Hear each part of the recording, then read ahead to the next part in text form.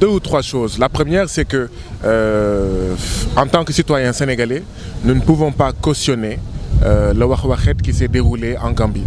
Ce qui a été valable pour le président Wade, ce qui a été valable pour le président Macky est également valable pour Yaya Jammeh. Maintenant, il y a deux points à clarifier. La première, c'est est-ce que l'État du Sénégal a empêché, en mettant à la frontière de la Gambie des soldats, empêché des citoyens gambiens d'aller voter. La deuxième, est-ce que la commission électorale de Gambie est passée d'une différence de voix de 60 000 à 20 000?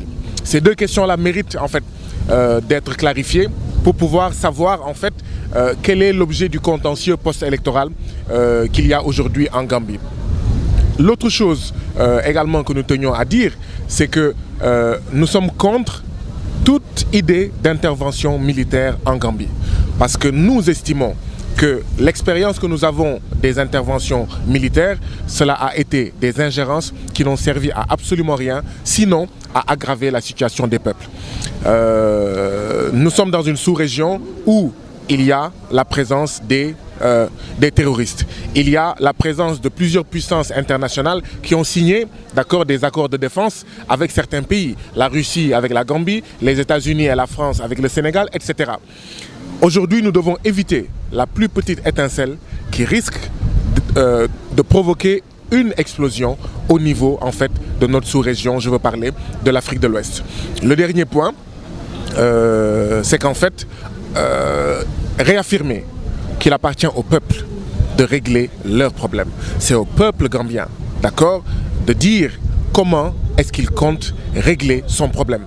Je suis persuadé que le génie du peuple gambien lui permettra de dire comment et sous quelle forme il va régler la contradiction interne à la Gambie aujourd'hui. Mais il n'appartient à aucun autre peuple, y compris, d'accord, à l'État du Sénégal, d'accord, de vouloir libérer, entre guillemets, le peuple gambien. C'est au peuple gambien de se libérer. Maintenant, les voisins, les amis peuvent aider, doivent aider, d'accord, peuvent tenter la médiation, doivent tenter des médiations pour aider le peuple gambien à sortir dans la manière la plus adéquate et la plus rapide de cette crise-là.